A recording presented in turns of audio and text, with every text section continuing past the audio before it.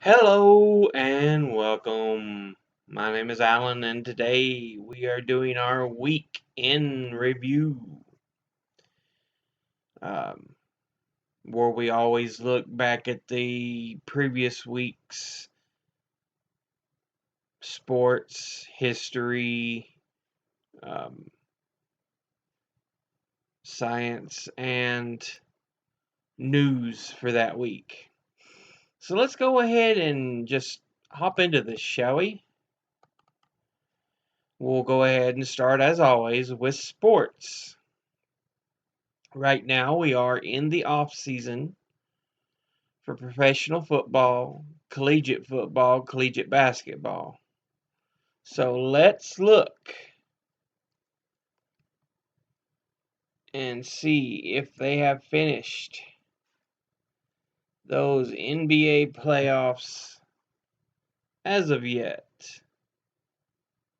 Whew.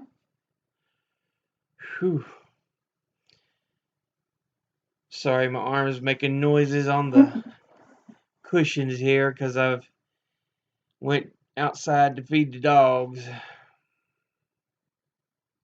It was raining. So yeah, I'm semi-soaked.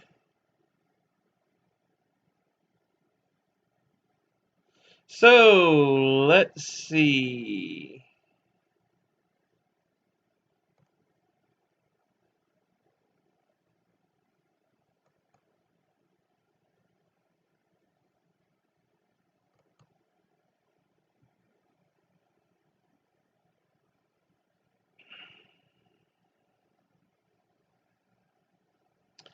And it's a taking its time. I apologize for it taking so long. For it taking so long.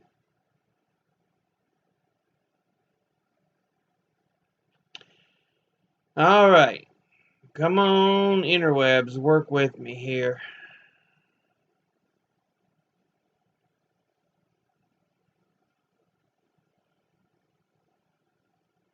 It's thinking. It's thinking. It's more than what some people do.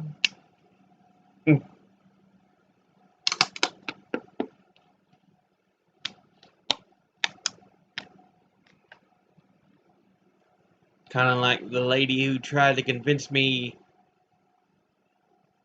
well, who was angry that I pointed out anti-vaxxers to me equate like flat earthers and climate deniers. Just really shouldn't be given credence. But she's like, the government puts that stuff into your body so they can control you. I'm like, she's like, little piece of science and you're all over it. I'm like, well, technically, it's science, which is tested and verified consistently, unlike other things which start as a rumor in a medical book that is soon debunked over and over. So yes, I'll trust science far more, thank you.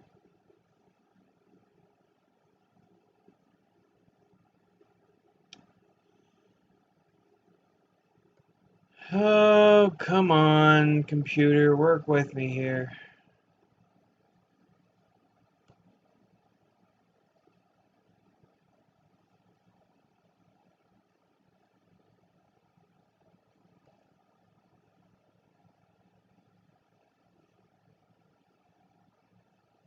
There it is.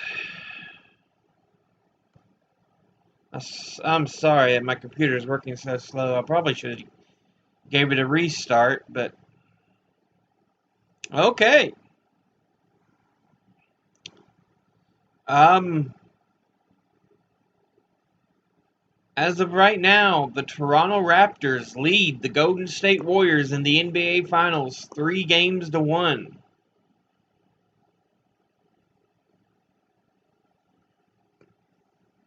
it looks like Toronto will win the NBA Finals. So that's... wow. Yes, I've got my ad blocker on there because I don't want to be dealing with ads.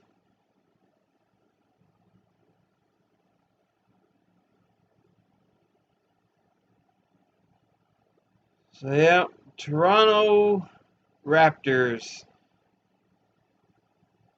3-1 right now. They've got to win one more. Meanwhile, Golden State has to win 3 more. So it looks like the championship may be headed to Toronto.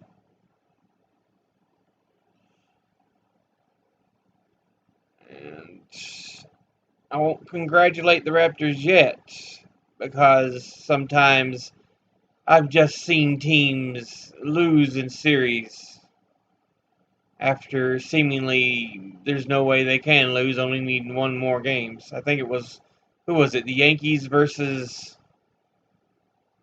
somebody that they were behind 3-1 and they came back and won it. May even been 3-0. I swear that team's got ridiculous luck. It baffles me. Now, with the NBA Finals, a look at them out of the way, let's look at the Stanley Cup Finals for the NHL. See, that came up much quicker.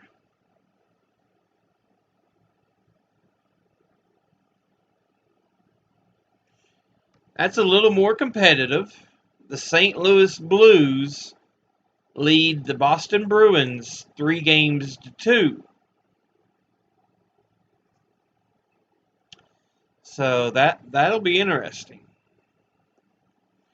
You think 3-1 versus 3-2, there's no real difference. Well, yes, there is. 3-2 can be very competitive. They could have been 2-2 and somebody just won the third game, meaning there's a very competitive chance that it'll go 3-3.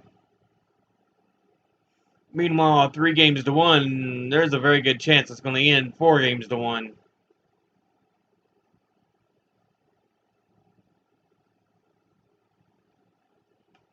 I don't know how the series is currently gone if it was 2-2, but I'm just saying there is quite a difference between 3-2 versus 3-1.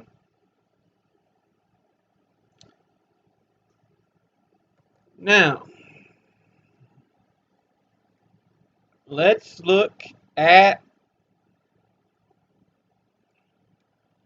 no, not that. Not that. Major League Baseball standings.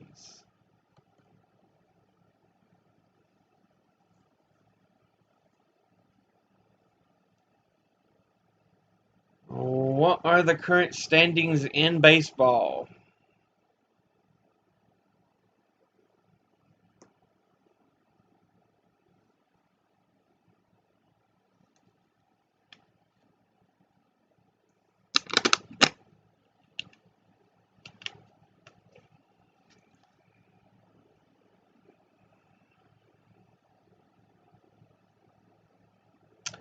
And it's taking its time.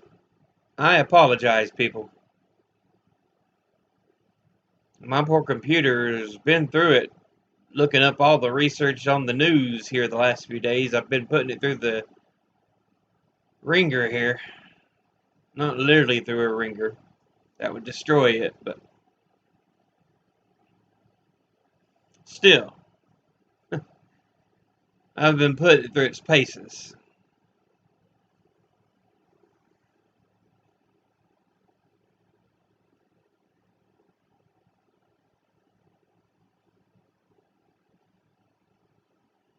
Okay, you kind of gone bonkers on me here. You said you finished loading, you've loaded nothing. Reload, please.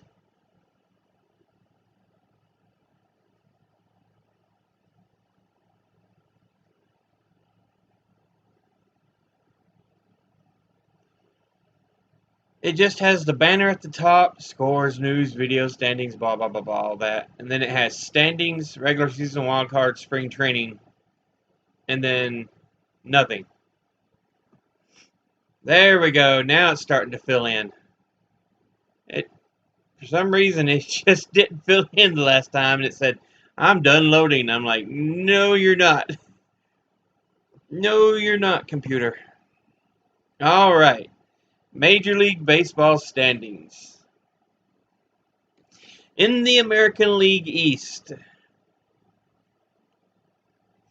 the leader of the division is the New York Yankees with a record of 39-23. Although my team, the Tampa Bay Devil Rays, are only a half game behind at a record of 38-23.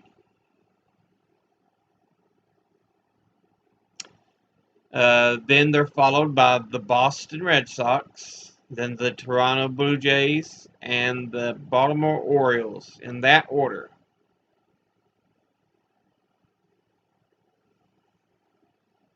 Now, the AL Central. Leading the division is the Minnesota Twins with a record of 42-20. And the next closest team is the Cleveland Indians with a record of 32-31, who are 10.5 games behind. Then we have the Chicago White Sox, the Detroit Tigers, and then the Kansas City Royals.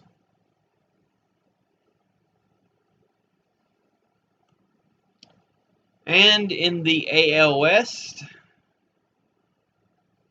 it is led by the Houston Astros with a record of 44-21. Their next closest team is the Texas Rangers with a record of 32-29, and they're 10 games behind. And then we have the Oakland Athletics, the Los Angeles Angels, and the Seattle Mariners.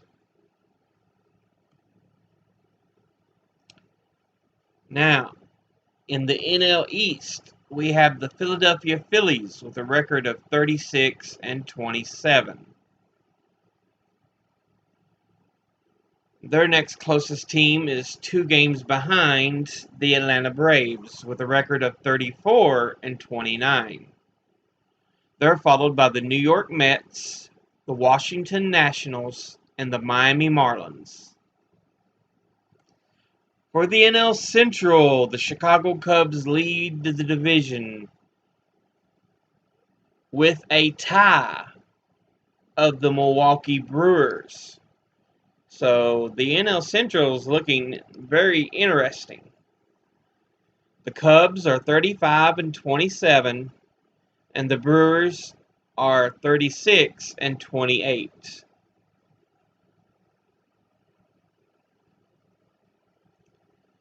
Now, the next closest teams are the St. Louis Cardinals, the Pittsburgh Pirates, and the Cincinnati Reds.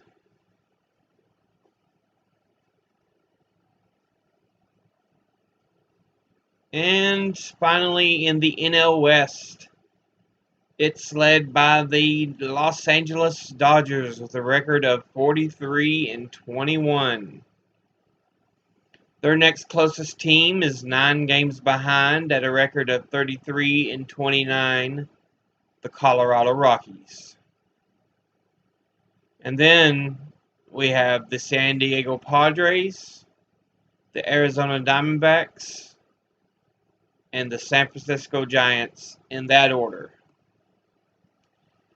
Let's take an early season peek at the wild card.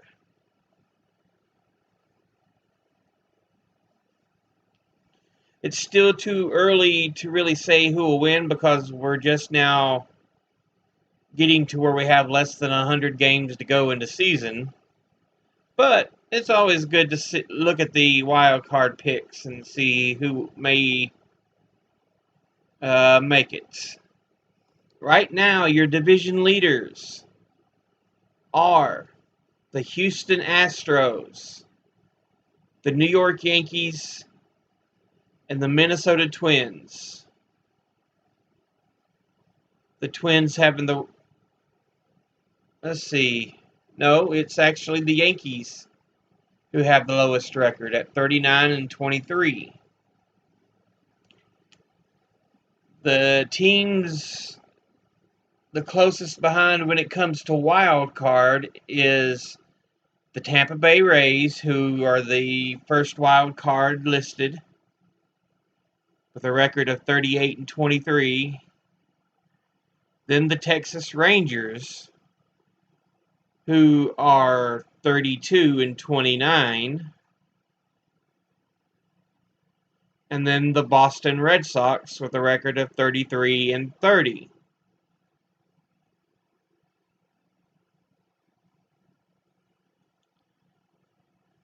And those just outside, the Cleveland Indians with a record of 32-31. The Oakland Athletics also with a record of 32-31. And then the next closest are about 2.5 games behind those two teams. So that's where the wild card in the American League stands. The National League, we have the Cubs, the Dodgers, and the Phillies leading their divisions.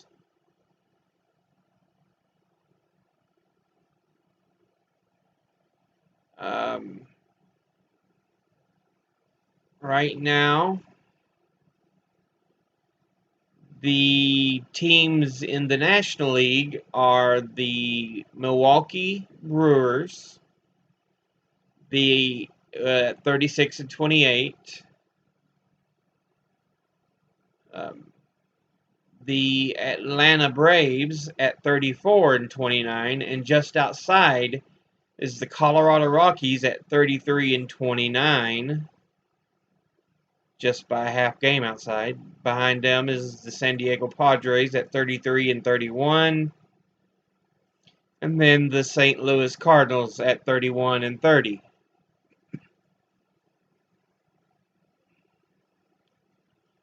And of course, as we know in baseball, there's a one-game playoff to decide who will face the lowest of the division winners.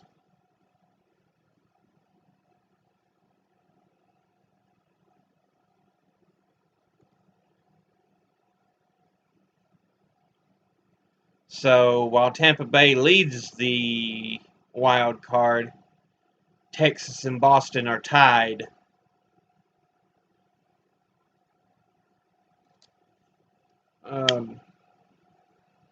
For second place.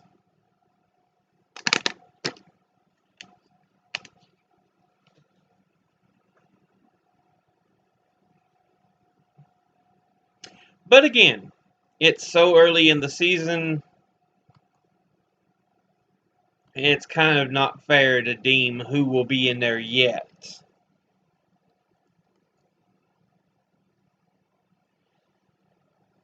And I think they played the championship for Premier League.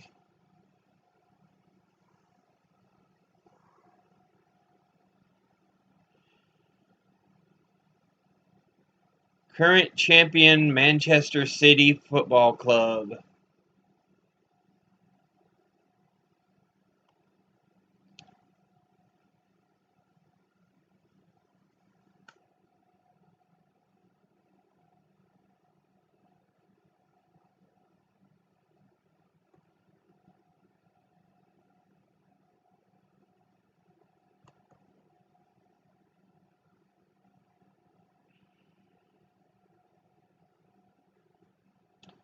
Let me just make sure. I'm having to, like I said,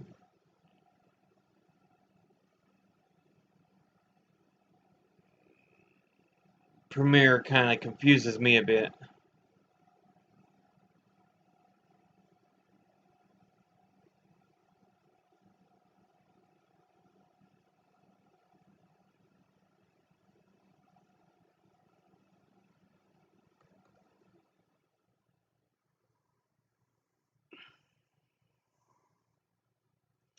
But it looks like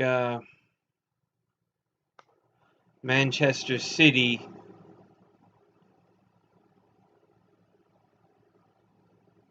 was our champion.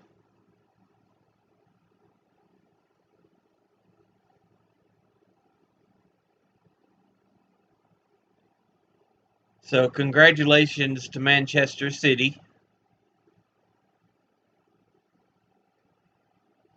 for winning.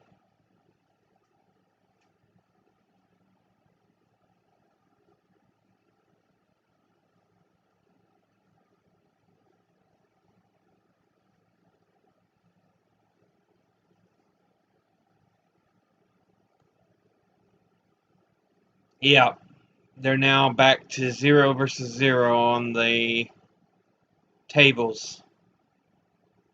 0 played, 0 won. So congratulations to Manchester City.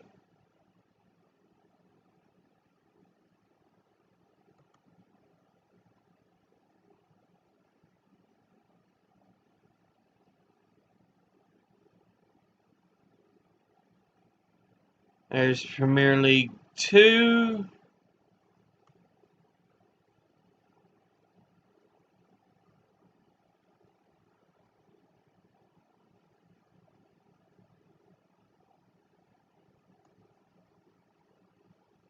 Like I said, I'm not sure how to read all this stuff. It's like, okay.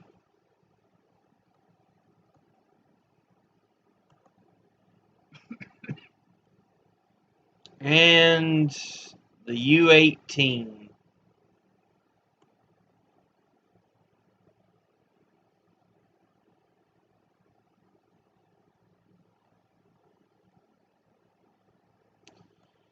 Anyway, once again, congratulations to Manchester City.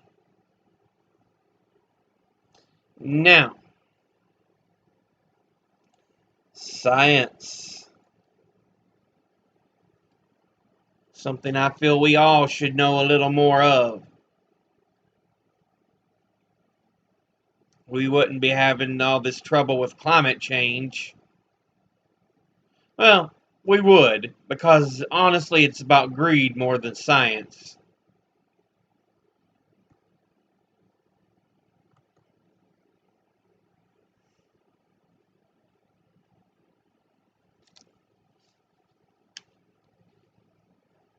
You know, we can fix our issues with climate change with so much. There's so much that science applies to just naturally, people.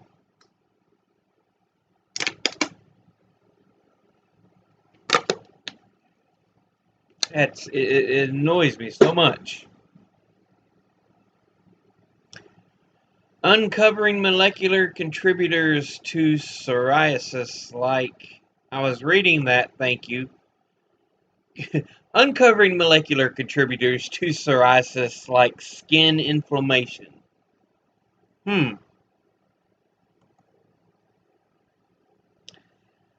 Talk to the hand. Scientists try to debunk the idea that the finger length can reveal personality and health. Scientists' summer reading list. That'll be interesting. Special issues. Organoids.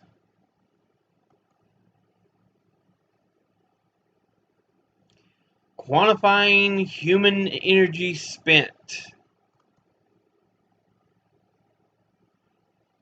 The transparent teeth of this dragonfish evolved for one lethal purpose. Ooh, they do look lethal. combating undetected lung inflammation in patients with an autoimmune disorder.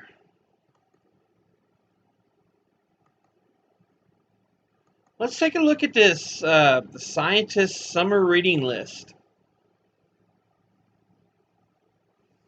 I'm kind of curious what they would have.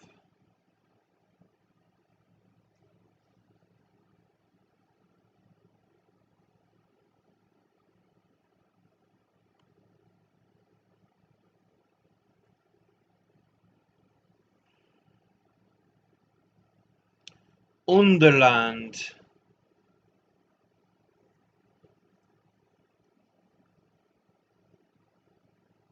It is written as a travelogue. Underland documents Robert Macfarlane's excursions to some of the most remote and extreme subterranean places on Earth.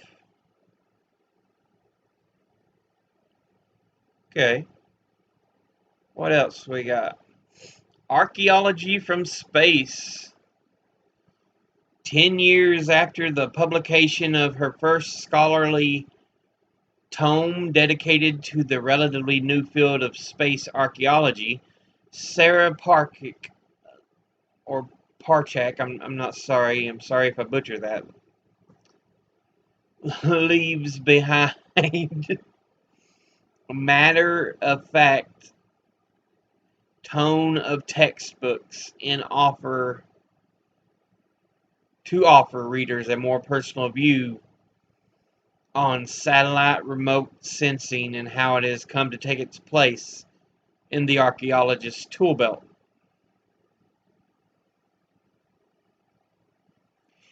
Digital cash. Things change so fast with digital money that it is time an academic monograph emerges on the subject. Some of its ideas have already lost currency. Rather than try and predict the future, Finn Brunton's Digital Cash is a history of the present, presenting contemporary innovations in electronic money and cryptocurrency through an archaeology of digital cash, in particular those put forward by the cypherpunk and extropian communities.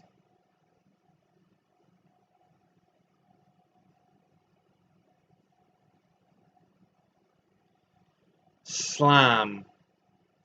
Ruth Kassinger's Slime illustrates the important role algae have played in the world over time and begins with the history of cyanobacteria, describing how these prokaryotic organisms shaped early life on Earth by producing an oxygenated atmosphere. To this day, cyanobacteria symbiotically living in the aquatic fern Azolla still play important roles for the organic rice cultivation methods in Japan.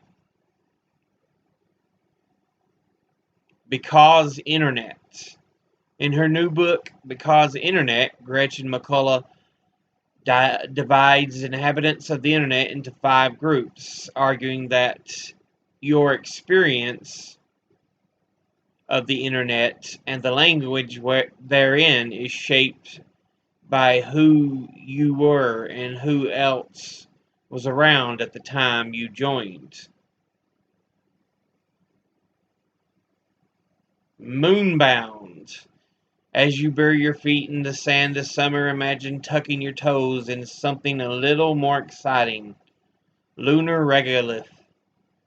This July marks the 50th anniversary of the first human moon landing, an event recently feted at box offices and on bookshelves. Jonathan Feder-Worm's non-fiction graphic novel Moonbound, Apollo 11 and the Dream of Spaceflight is the latest compilation or contribution to this commemorative craze.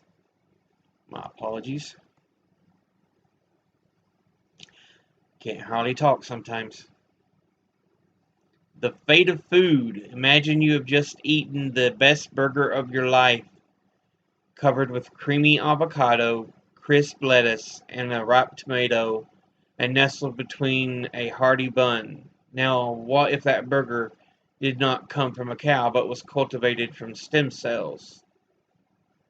What if the avocados was crafted by a 3D printer and the lettuce and tomato were grown in a warehouse with no natural sunlight or soil? What if you learned that the bun was used using an ancient ancestor of wheat that is more resilient to drought and was weeded and harvested by robots? Although this may sound like science fiction, according to journalist Amanda Little, it is all possible today.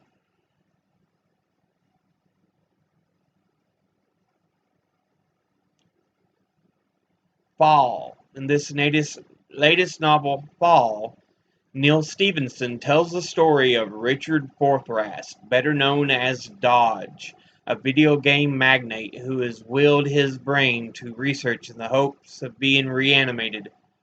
Heeding the call of the Utopians, Dodge and 7 others lead the charge for digital immortality, foretelling the emergence of new technology that will upload the brain of the financial elite to a virtual cloud. But what happens when a human-generated simulation begins to replicate the chaos by which life arose? That's the scientist summer reading list. That's pretty cool. And that was from sciencemag.org.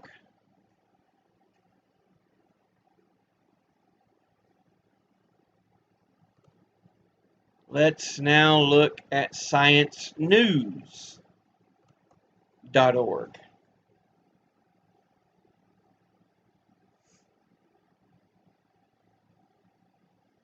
It's a taking its time, loading on up. Here we go.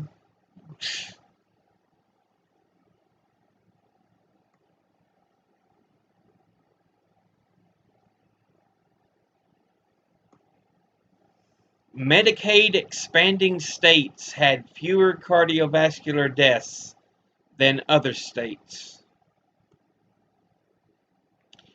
DNA reveals ancient Siberians who set the stage for the first Americans. 50 years ago, scientists wanted to build solar panels on the moon. They need to build solar panels on Earth.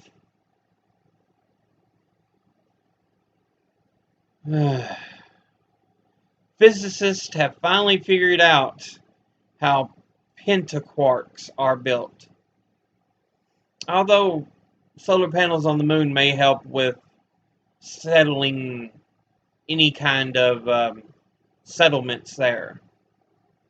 If you have a pre-built energy platform. In a first, magnetic fields have been spotted between 2 galaxy clusters. Let's see. Almost all healthy people harbor patches of mutated cells. Worms lure 2 new species of hopping rats out of obscurity. Tiny plastic debris is accumulating far beneath the ocean surface. So not only is it the plastic that we thought was just sitting on the surface of the ocean, it's apparently accumulating far beneath the surface of the ocean. Limiting global warming to 1.5 degrees Celsius could prevent thousands of deaths in the United States. Soil eroded by glaciers may have kick-started plate tectonics. The accretion disk around our galaxy's black hole has been spotted at last.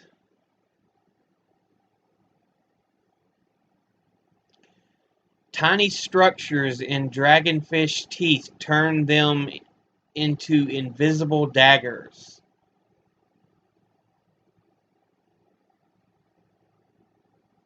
Chemicals in biodegradable food containers can leach into compost.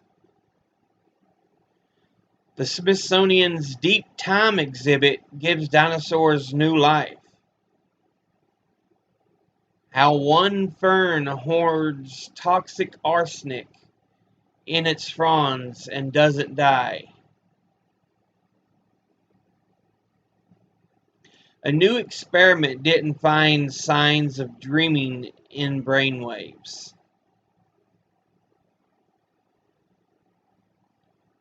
Hominids may have been cutting edge tool makers 2.6 million years ago. Well, gut bacteria may change the way many drugs work in the body.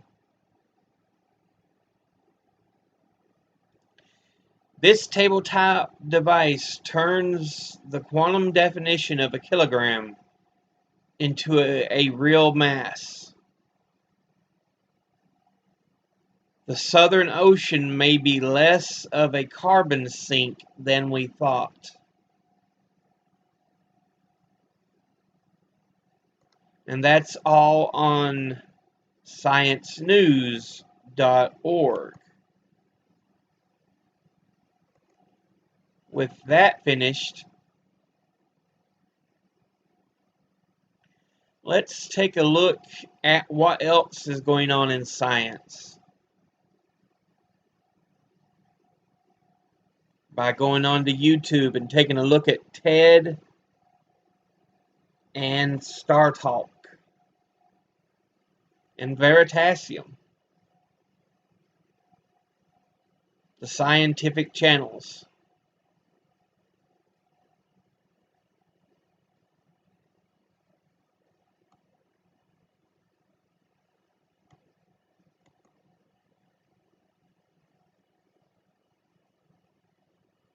There we go.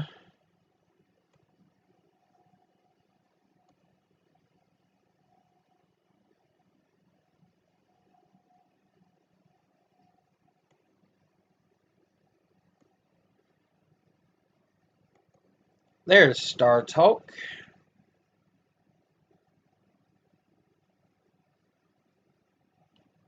What videos have we had this week?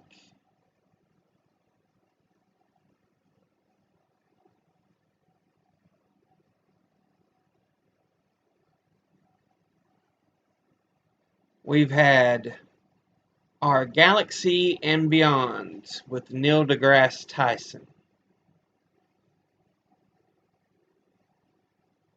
And Physics All Around Us with Neil deGrasse Tyson. Both episodes on Star Talk. You can go to the YouTube site and find them there.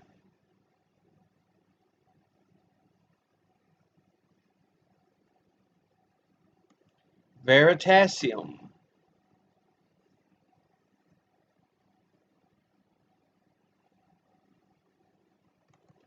Do they have anything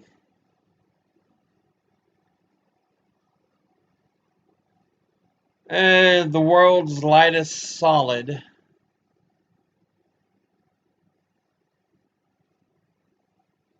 We have that.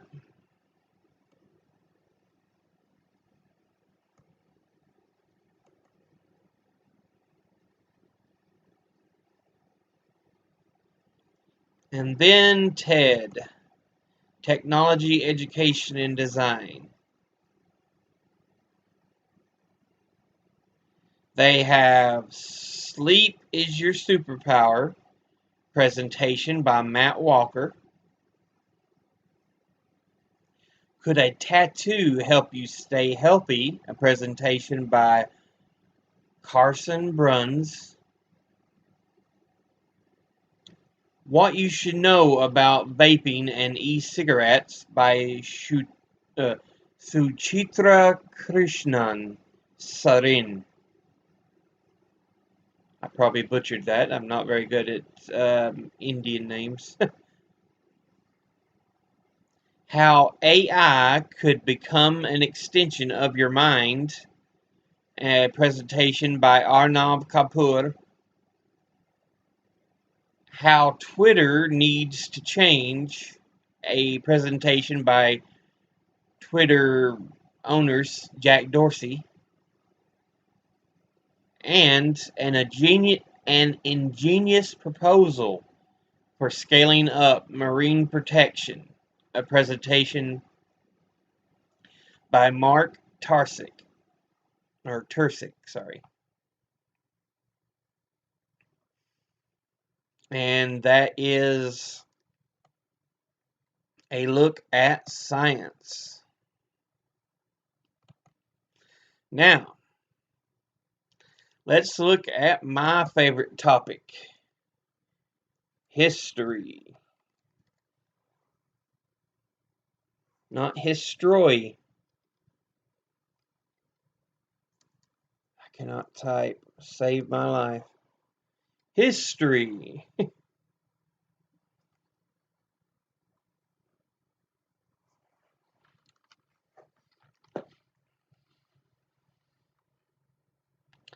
And we are going to do it the normal way, but we're also going to add a little something to it like we added to science. There we go. History channel's taking it, or history.com's taking its time.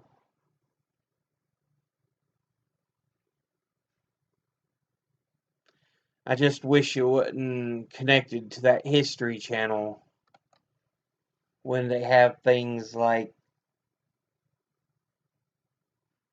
Pawn Stars, or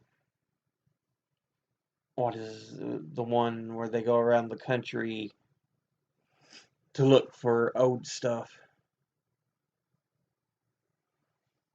Or even Ancient Aliens. You really can't give credit to human beings. Come on, people. But let's go back to June the 1st.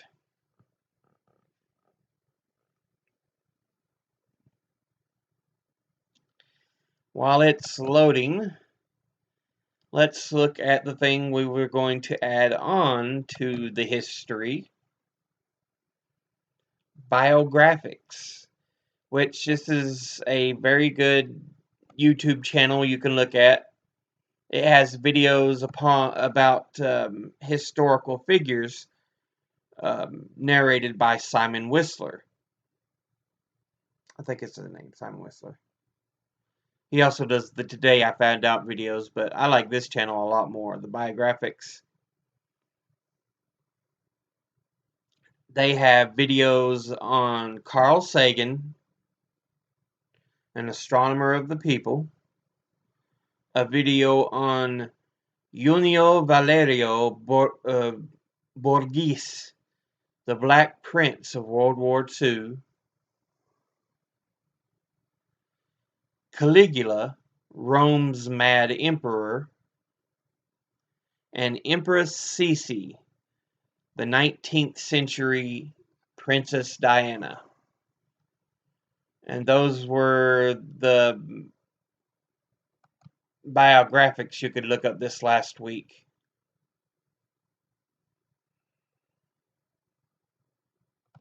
Now, come on there, work with me. June the 1st, 1980. CNN launches.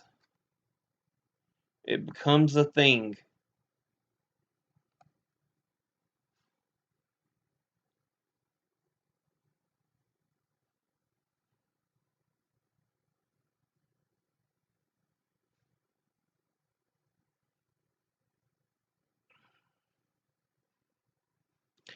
Let's see. Come on. Computer, work with me. There we go.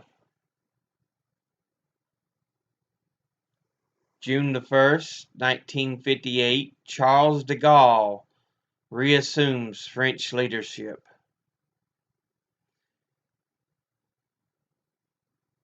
During a French political crisis over the military and civilian revolt in Algeria, Charles de Gaulle is called out of retirement to head a new emergency government.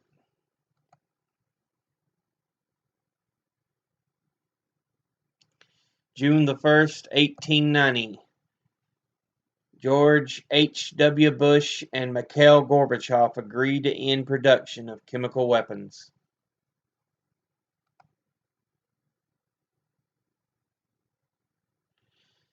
June the 1st, 1934, the Nissan Motor Company is founded.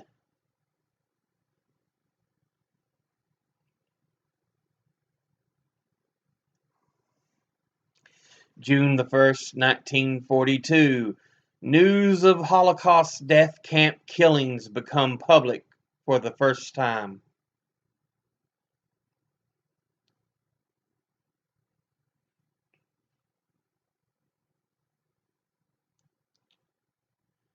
Let's see.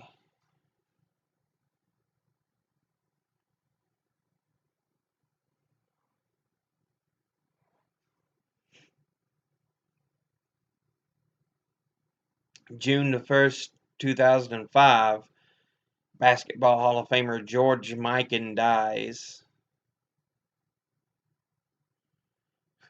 June the 1st, 1900, future President Herbert Hoover caught in the midst of the Boxer Rebellion in China. On this day in 1900, future President Herbert Hoover and his wife Lou are caught in the middle of the Boxer Rebellion in China.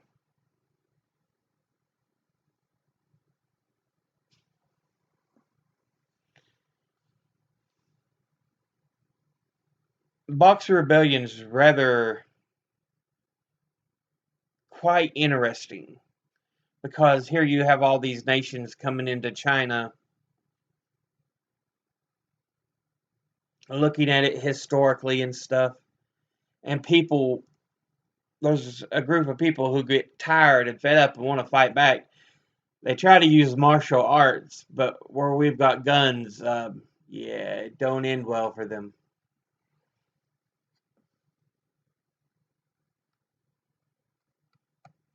And that's why it's called the Boxer Rebellion.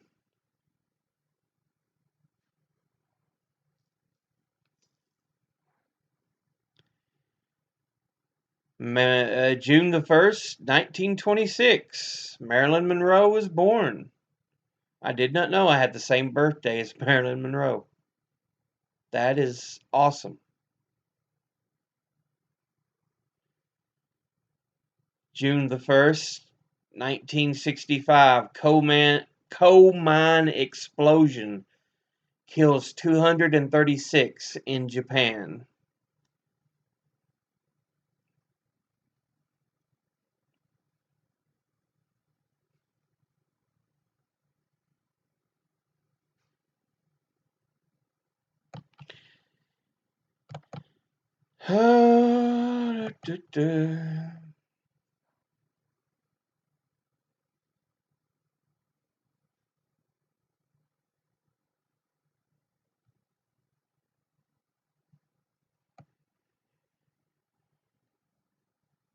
June the 2nd, 1935, Babe Ruth retires.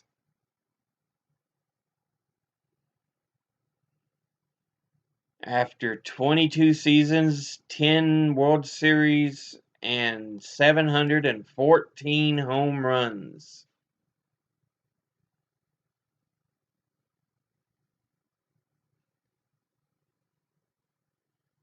That's rather impressive.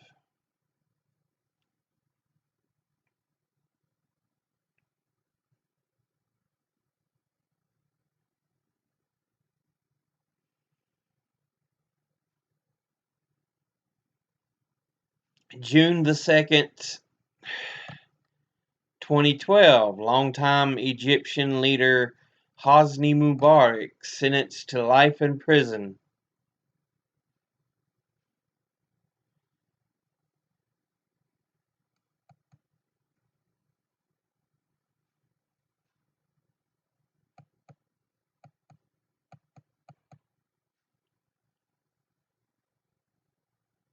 June the 2nd, 1997, Timothy McVeigh convicted for the Oklahoma City bombing.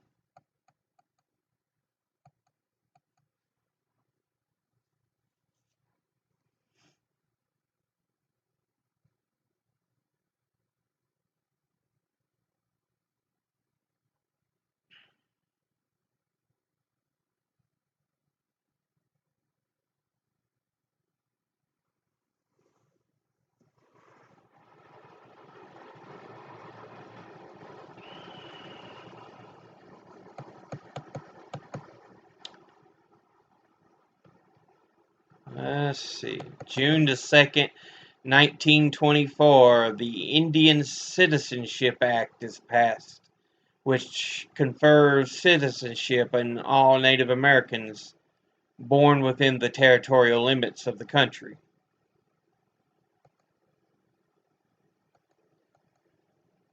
June the 2nd, 1886, President Grover Cleveland marries in the White House.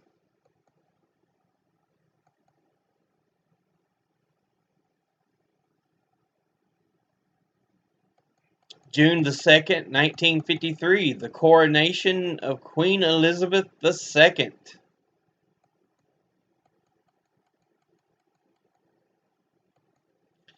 June the 2nd, 1865, the American Civil War ends.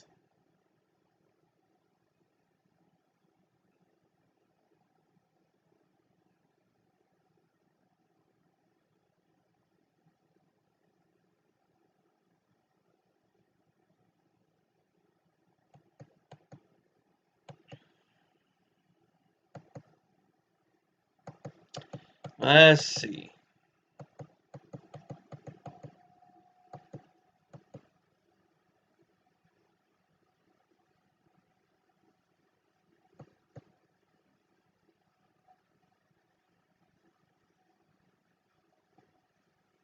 June the 2nd, 1967, Green Beret doctor convicted in court-martial. Captain Howard Levy, 30, a dermatologist from Brooklyn, is convicted by a general court-martial in Fort Jackson, South Carolina, of willfully disobeying orders and making disloyal statements about U.S. policy in Vietnam.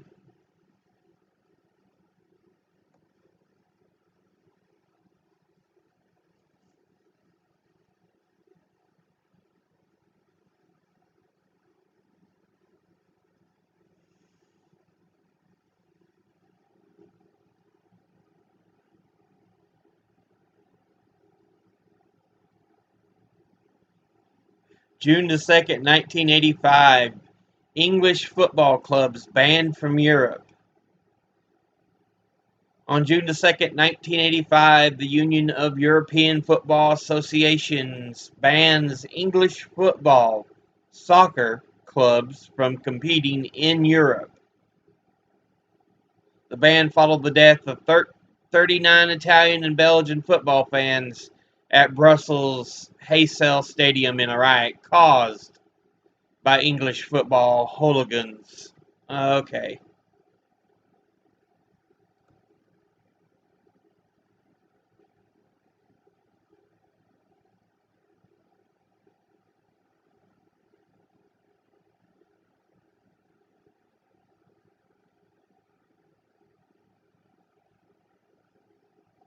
June the 2nd, 1962, Ray Charles takes country music to the top of the pop charts.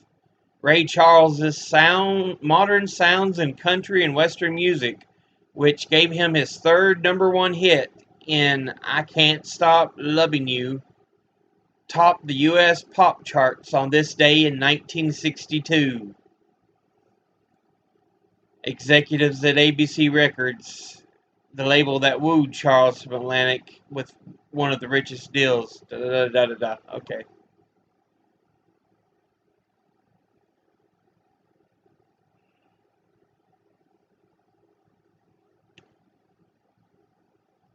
Alright. Scroll up. And June the... Well, if you'll work with me. You gotta work with me, buddy.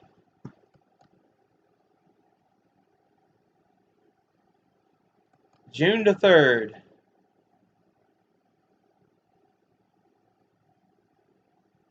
Come on, computer, work with me.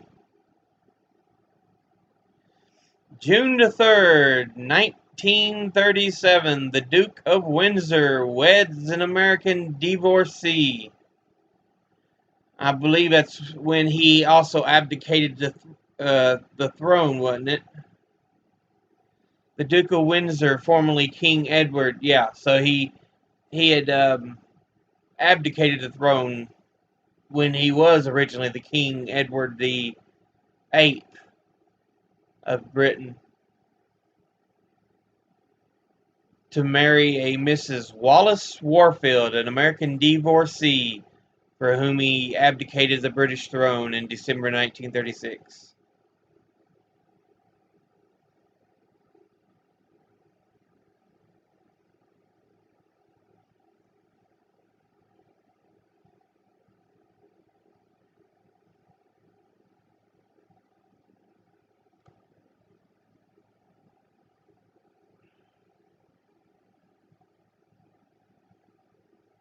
What else happened on June the 3rd? Come on, computer, work with me.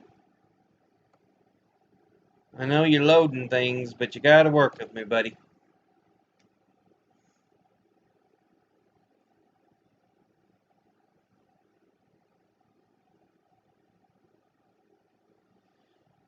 June the 3rd, 2010, Joran van der Sloot arrested for murder in South America when he murdered the teen Natalie Holloway. Yeah. Joran van der Sloot, a longtime suspect in the unsolved 2005 disappearance of American teen Natalie Holloway in Aruba, is arrested in Chile in connection with the slaying of 21-year-old Stephanie Flores in Lima, Peru.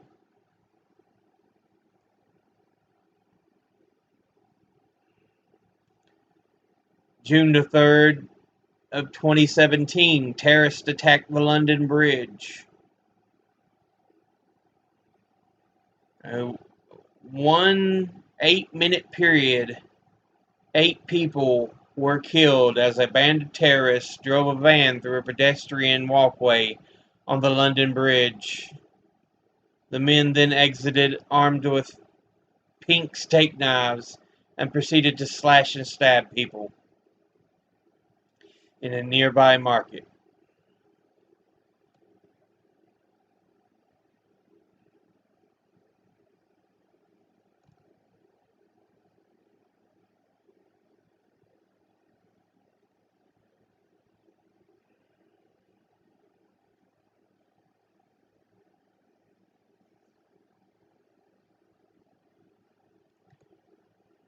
Let's see. June the 3rd, 1989, the crackdown at Tiananmen begins. The protests for democratic reforms entering their 7th week, with the Chinese government entering their 7th week, the Chinese government authorizes its soldiers and tanks to reclaim Beijing's Tiananmen Square at all costs. By nightfall on June the 4th, Chinese troops had forcibly cleared the square, killing hundreds.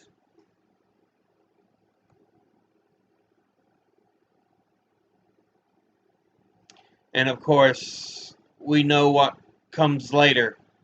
The infamous Tank Man.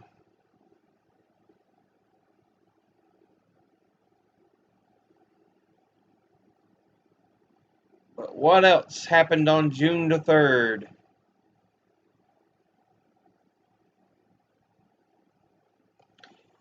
June the 3rd, 1937, Josh Gibson hits ball 580 feet in Yankee Stadium. The Sporting News reports that catcher Josh Gibson of the Negro League's Homestead Grays hits a ball 2 feet from the top of the facade of Yankee Stadium, 580 feet from home plate. If the Negro League records were kept alongside those of the National and American League, I've got to read more on this.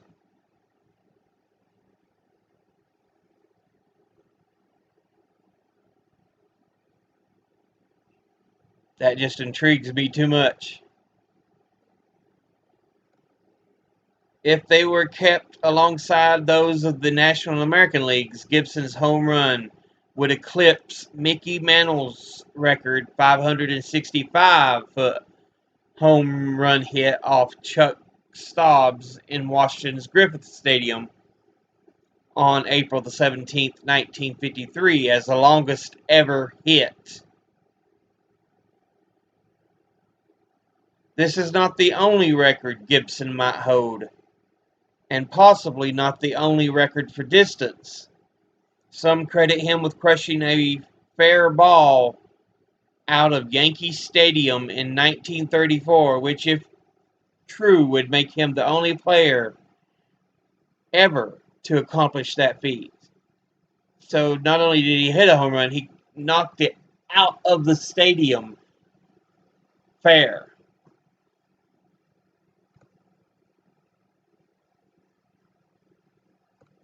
That is intriguing, I have to say.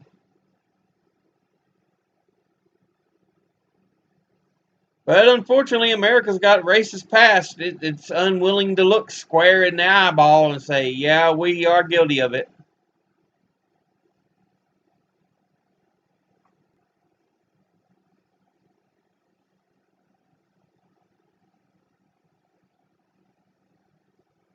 No, not second. You went back too far. Third, thank you very much.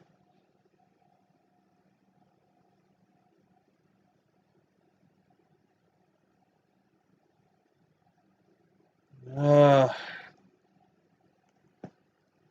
to move a little bit. Sorry for the disturbance of the camera moving there. But I had to move around a little. My body was starting to hurt me quite a bit.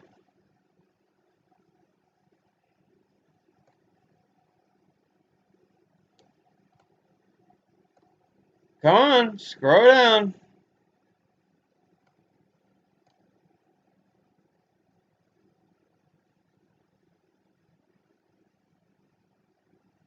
Really?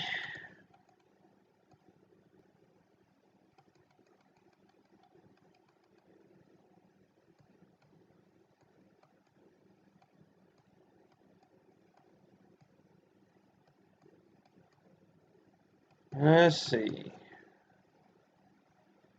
June the 3rd, 1956. Rock and roll is banned in Santa Cruz, California.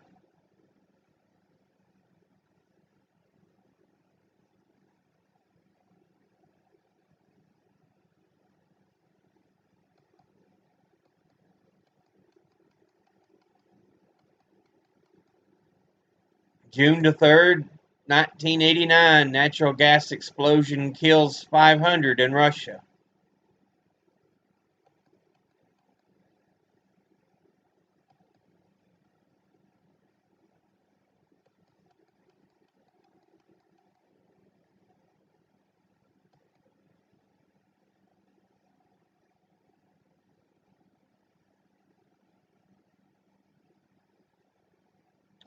June the 3rd, 1864, Union disaster at Cold Harbor. Union General Ulysses S. Grant makes what he later recognized to be his greatest mistake by ordering the frontal assault on entrenched Confederates at Cold Harbor, Virginia.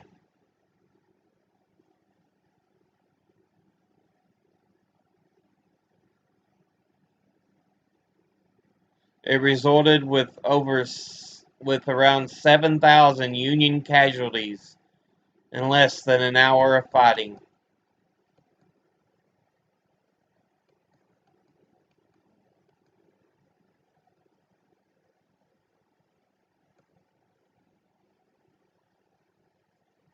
Scroll up a little more. There you go. June the 4th.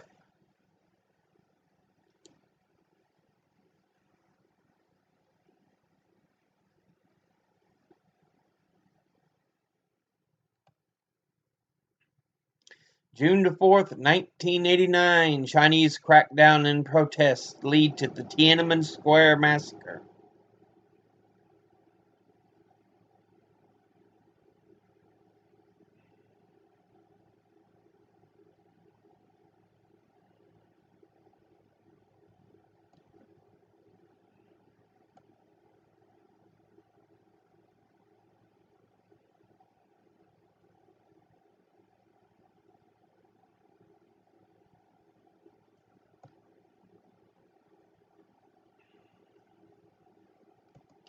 June the 4th, 1976, 4 dozen people witness historic Sex Pistols set. It seems millions of people claim to have been at Woodstock when only 500,000 or so were really there. But the biggest pop culture event of the 60s has nothing on the most pivotal of the 70s, the Sex Pistols' appearance at the Lesser Free Trade Hall in Manchester, England.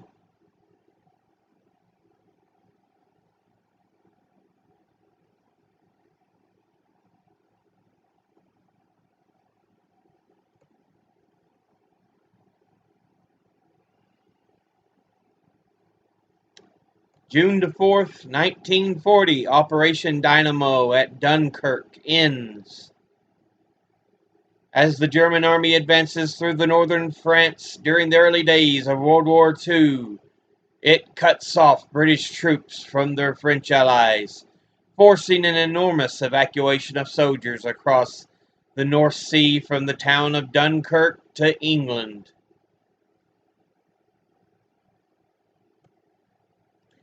June the 4th, 1919.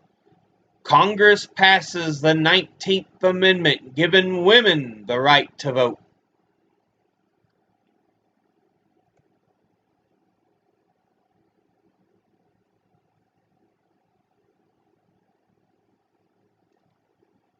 June the 4th, 1942, the Battle of Midway begins.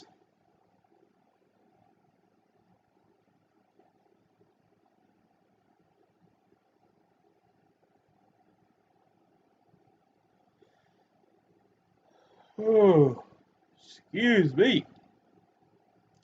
June the 4th, 1961. Kennedy and Khrushchev agree on neutrality for Laos.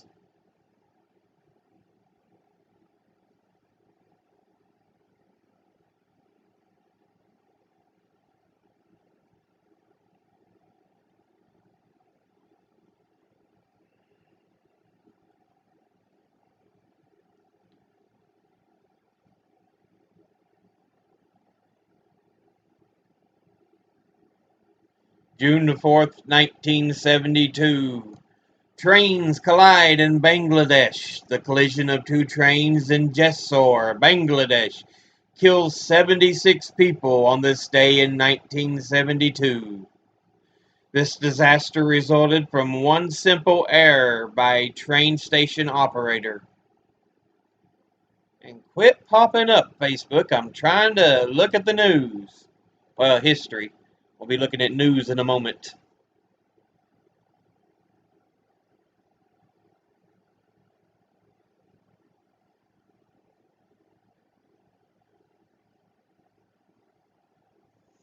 June the 4th, 1754.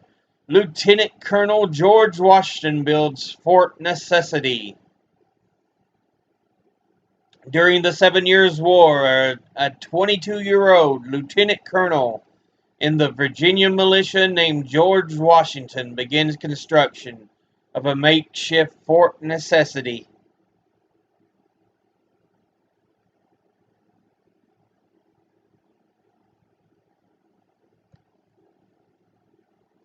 Now,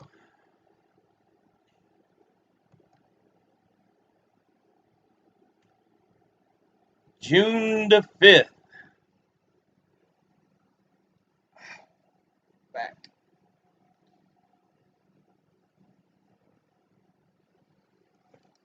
Let me straighten up here. This is playing havoc on me.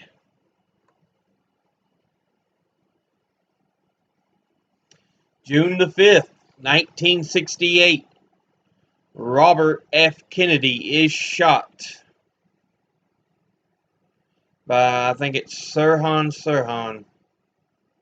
Yep.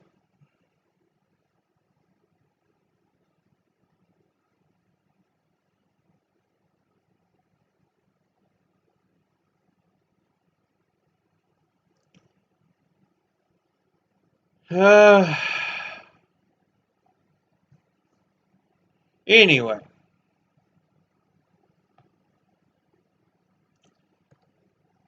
It's taking its time. Let's see what's going on here.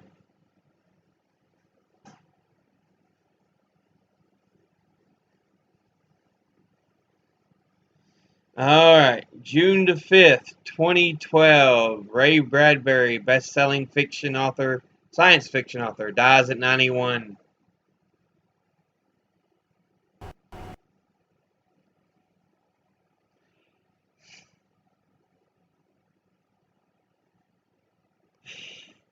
And let's see.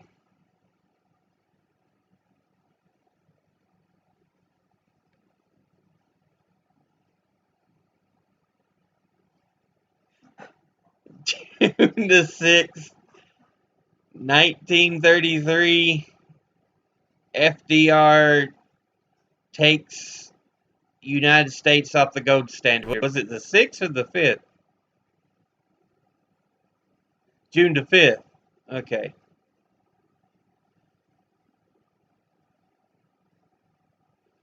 So yeah, June the 5th, 1933, FDR takes the United States off the gold standard.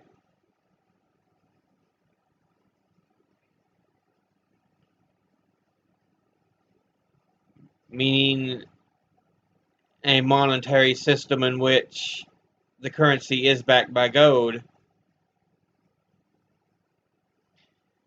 We actually had Congress enact a joint resolution nullifying the right of creditors to demand their payment in gold. Because up to that point, you could take all the money you had, turn it in, and they had to give you that amount in gold.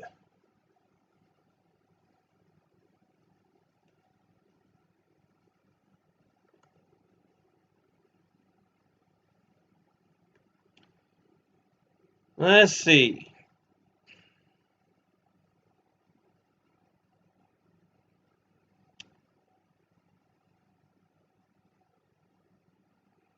What else happened on June the 5th?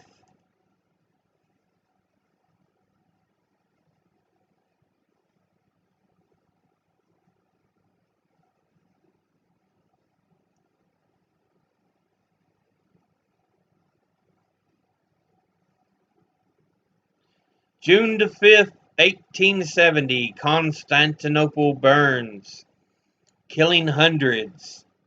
A huge section of the city of Constantinople, Turkey, is set ablaze on this day in 1870. When the smoke finally cleared, 3,000 homes were destroyed and 900 people were dead.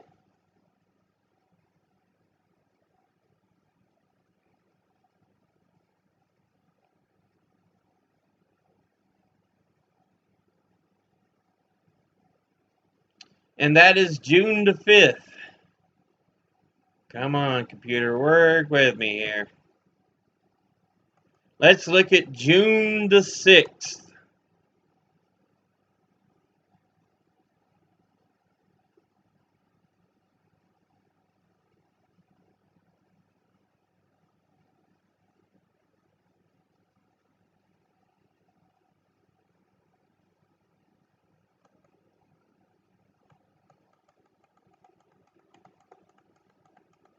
It's a taking its time. D-Day, June the 6th, 1944. Allies stormed Normandy's coast. On this day in 1944, Supreme Allied Commander General Dwight D. Eisenhower gives the go-ahead for the largest amphibious military operation in history, Operation Overlord, the Allied invasion of northern France, commonly known as D-Day. By daybreak, 18,000 British and American parachutists were already on the ground. An additional 13,000 aircraft were mobilized to provide air cover and support for the invasion. At 6:30 a.m., American troops came ashore at Utah and Omaha beaches. The British and Canadians overcame light opposition to capture Gold, Juno, and Sword beaches. So did the Americans at Utah.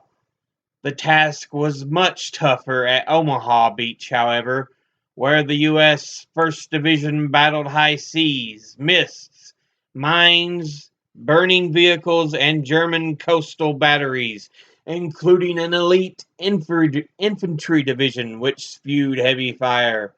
Many wounded Americans ultimately drowned in the high tide. British divisions which landed at Gold, Juno, and Sword beaches, and Canadian troops also met with heavy German fire.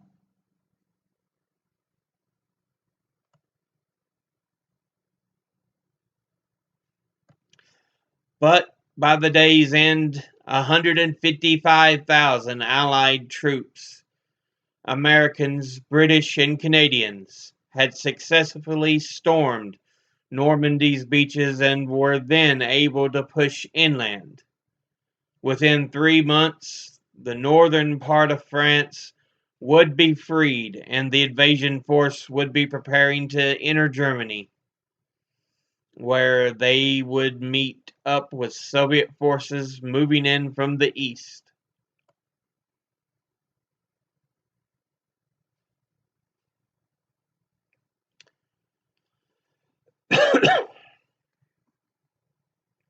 What else happened on June the 6th? June the 6th, 2013, Edward Snowden discloses U.S. government operations.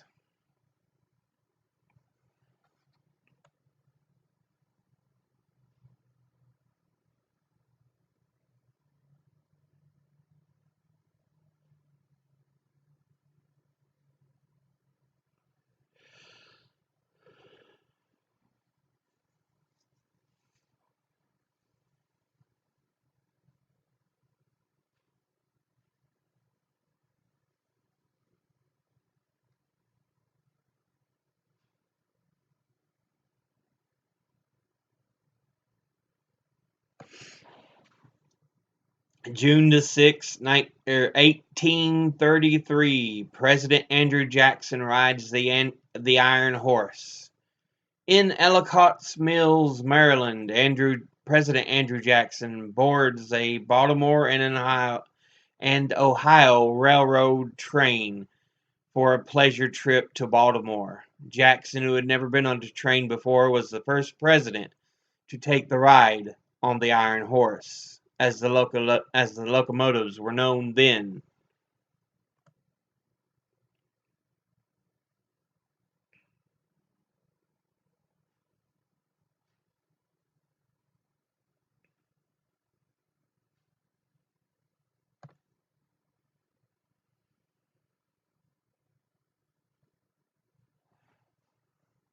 June the 6th, 1984, Indian Army storms Golden Temple. In a bloody climax to 2 years of fighting between the Indian government and Sikh separatists, Indian Army troops fight their way into the besieged Golden Temple compound in Amritsar, the holiest shrine of Sikhism and kill at least 500 Sikh rebels.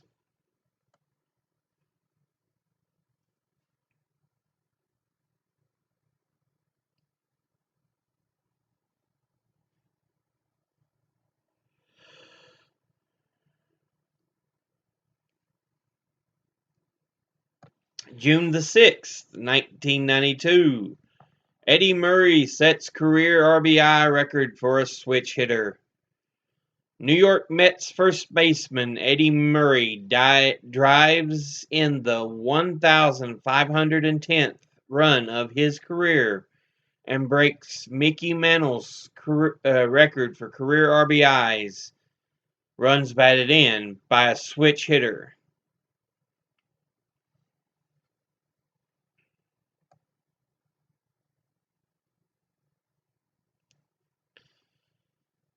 Let's see.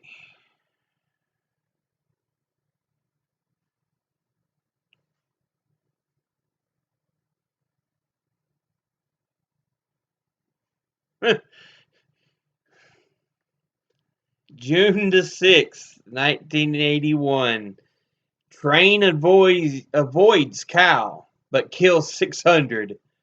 More than 500 passengers were killed when their train plunges into the Bagmati River in India on this day in 1981. The rail incident, the worst in India to that date, was caused when an engineer tried to avoid striking a cow, which, of course, as we know, cows are recognized as holy.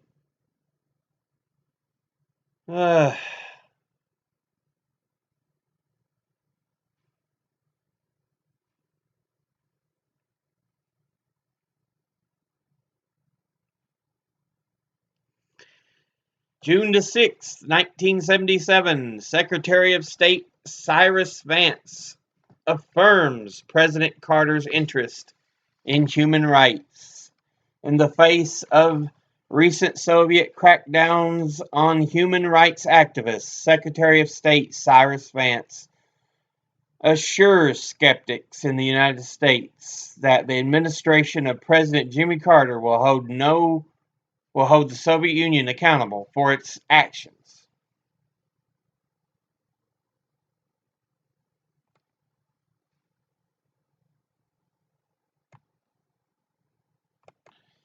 And lastly, June the 7th.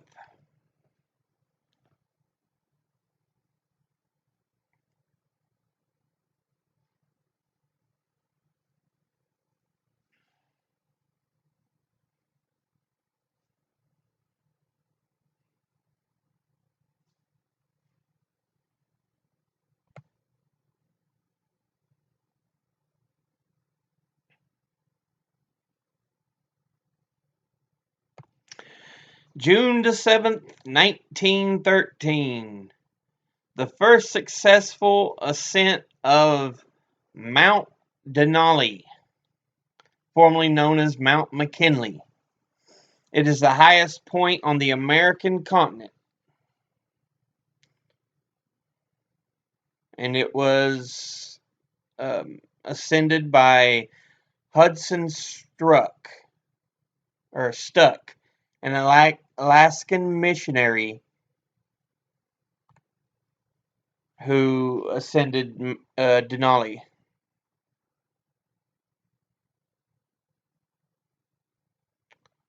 Come on now, computer, work with me.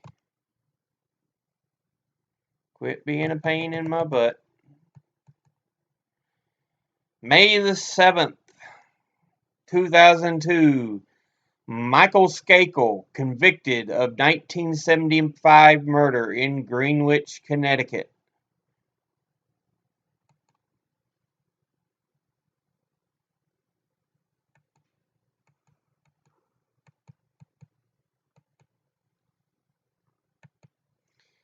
June the 7th, 1893, Gandhi's first act of civil disobedience.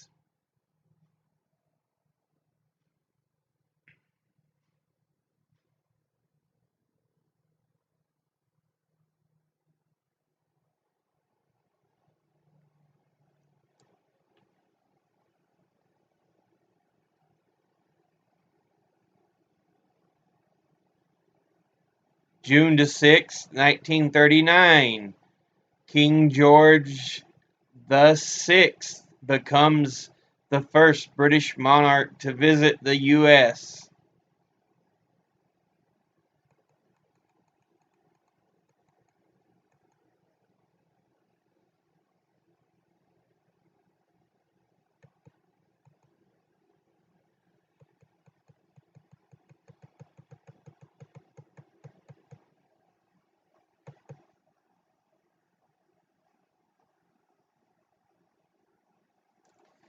June the 7th, 1972, George McGovern continues to campaign against the war.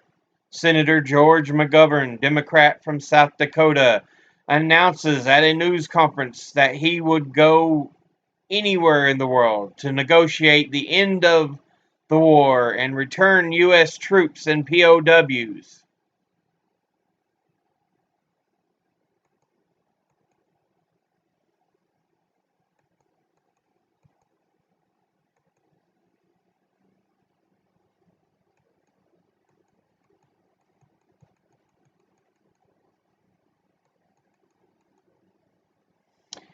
June the 7th, 1866. Chief Seattle dies near the city named for him.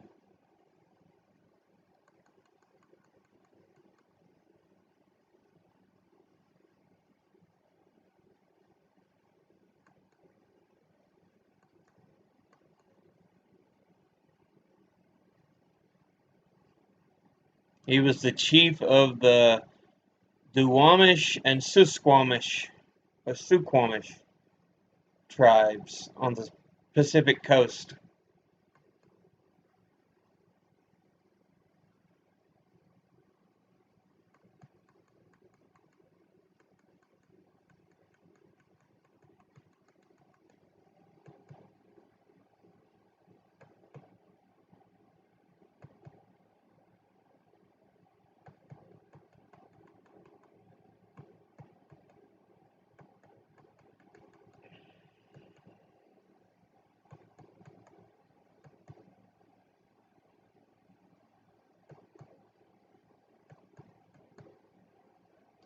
And that's it for the week in review.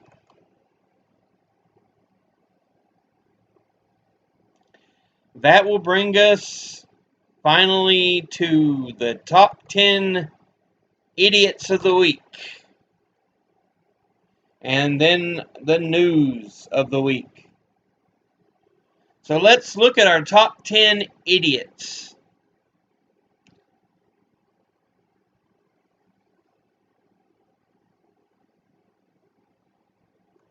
And the camera seems to be behind. Well, it's functioning properly now, but it was behind a moment. Anyway, top 10 idiots. We've got plus idiots this week.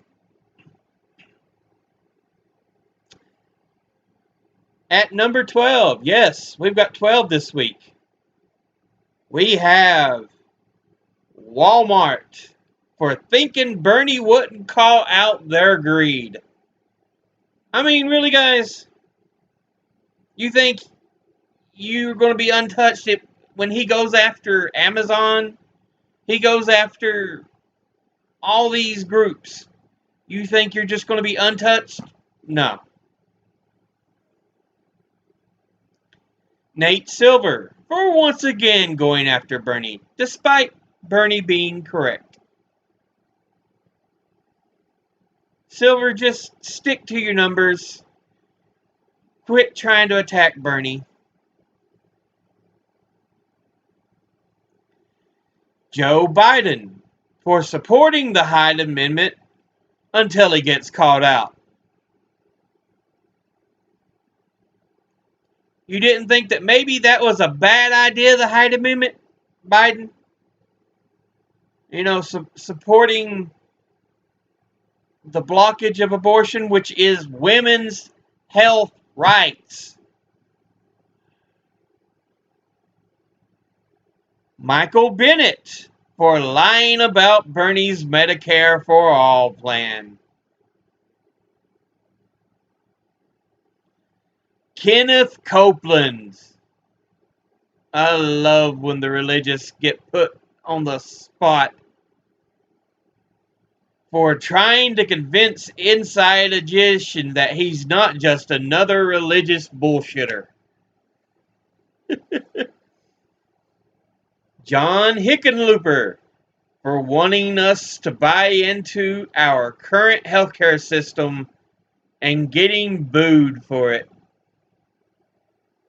There's a reason people are going bankrupt, moron. John Delaney for saying Medicare for all is a bad policy and getting booed for it. Healthcare bills are devastating in the U.S. right now, morons. Steven Crowder for using derogatory slurs targeted at Carlos Maza and then crying like a little baby, saying his free speech is being targeted. Oh, goodness, poor Steven Crowder. Idiot.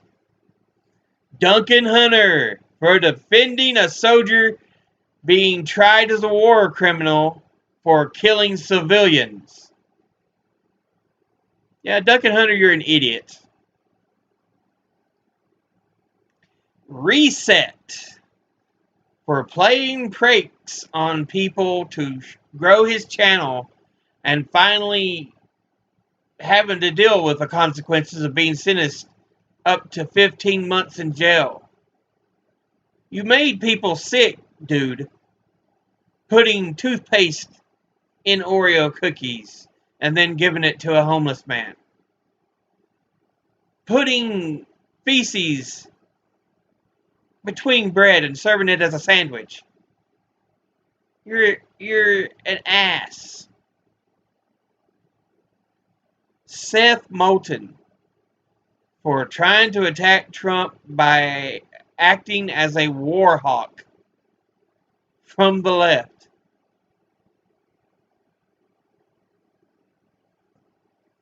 And, as always, Donald Trump for being the complete and utter moron he usually is. The moon, which is a part of Mars. What? He actually said that. Stupidity. He is so damn stupid, people. Why do we have to deal with him being the representative of the U.S.?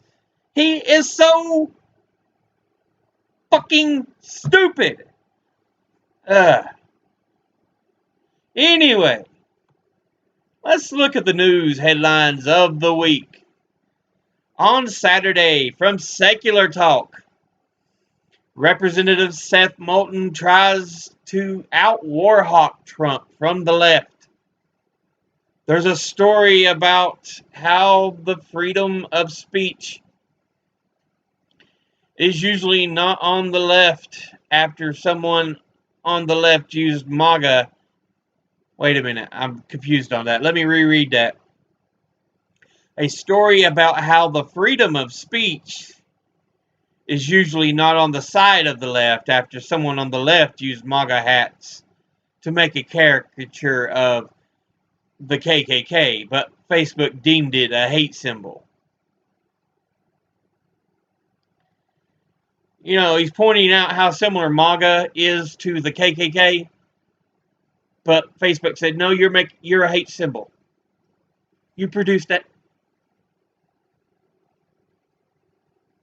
It's clearly not a hate symbol, stupid. And Kyle looks at the three predictions that are showing Trump may win the re-election. Although at this point it's still too early to tell. The Rational National. The crowd in The View seemed to love the idea of Elizabeth Warren's wealth tax.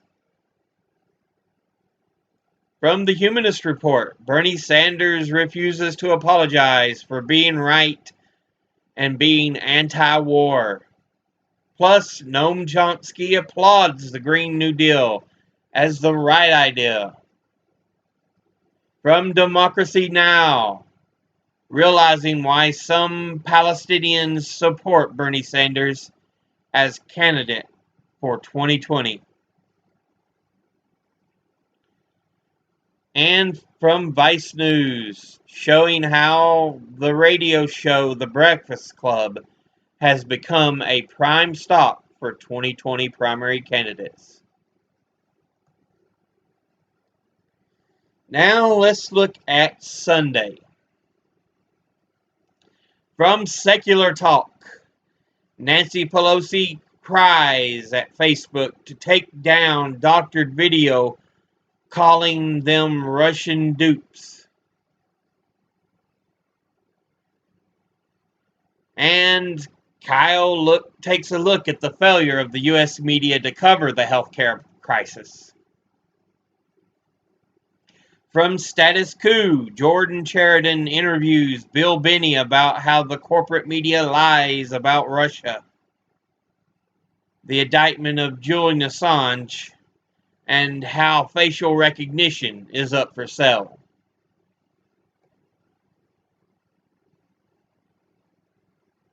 From Democracy Now!, a look at the time before legalized abortion and the dangers some women faced.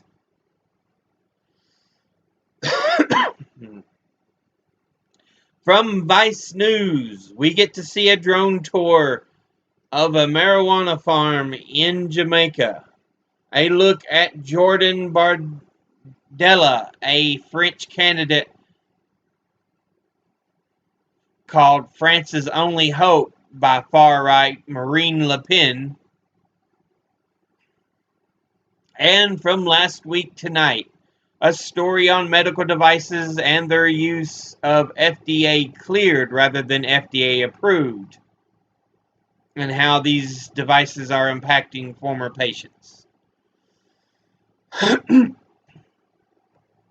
From Monday, on Philip DeFranco, a look at a prank YouTuber from Spain, Reset, found guilty and sentenced to 15 months and to shut down his channel for 5 years. Philip talks about the Ebola outbreak in the Democratic Republic of the Congo. A story on the clash between Steven Crowder and Carlos Maza that includes potential homophobic attacks by Crowder. And they're not just potential, they are real. I've watched the posted video that shows the attack several times. It's just consistent derogatory attacks. From Secular Talk, a focus on how Bernie went after the military-industrial complex. Bernie wants to apply maximum political pressure to get Medicare for All passed. GOP Representative Duncan Hunter admits he probably killed hundreds of civilians and probably would be proclaimed a war criminal, saying that Gallagher shouldn't be tried as a war criminal for killing civilians. No, he should be tried as one.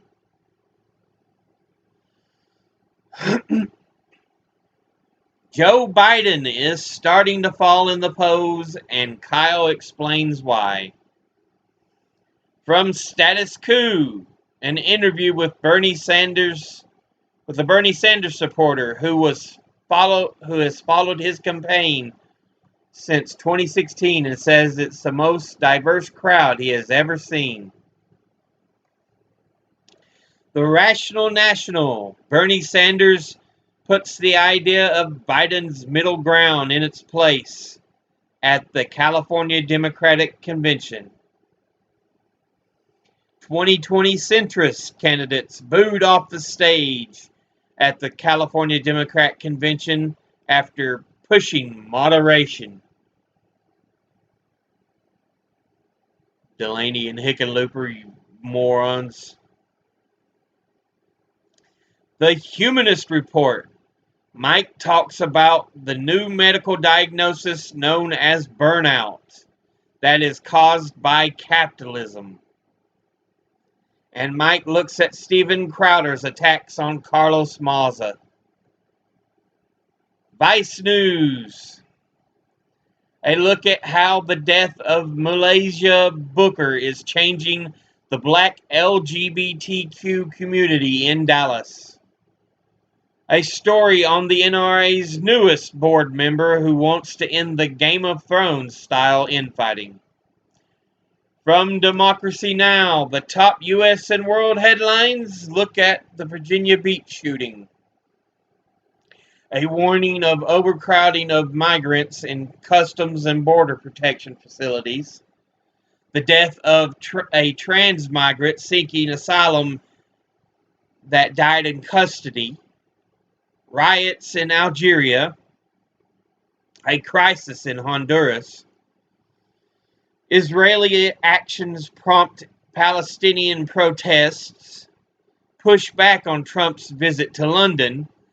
The disappearance of Native women in media or in Canada are amounting to a genocide. The U.S. will now require all visa applicants to submit their social media over the last 5 years. The FAA finds faulty parts on a number of Boeing 737 jets. Duncan Hunter comments that he may have killed civilians as a soldier are now getting him in trouble. And that was their U.S. and news headlines, U.S. and world news headlines. Let's look at some other stories they have. A story that shows the GOP census citizenship question was an attempt to keep white political power. Clarence Thomas tied abortion to eugenics, citing a book by Adam Cohen, who actually refutes the connection made by the Supreme Court Justice. An Iraq combat veteran who says that if Trump decides to pardon war criminals, it would send the wrong message. From the MCSC network. Footage of a homeless man being kicked out of the Democratic California Convention with no explanation. Purported acknowledgement with a YouTube employee who claims that YouTube does indeed push independent media down. State delegates say that Kamala Harris is disappointed at the California Democratic Convention. Nico House points at Anna Kasparian, proclaiming that she blindly defended Elizabeth Warren after attacking Tulsi Gabbard. From C-SPAN, EPA Administrator Andrew Willer calls the Green New Deal unrealistic. And from Vox, the disappearance of the variety that once existed in our food. From Tuesday, on Tuesday, from Philip DeFranco, coffee ruled as having not produced enough acrylamide to cause cancer. There's drama between KSI and Deji that attracted Logan Paul. And a Catholic bishop says they should not support LGBTQ Pride Month because it harms kids and thus causes a backlash.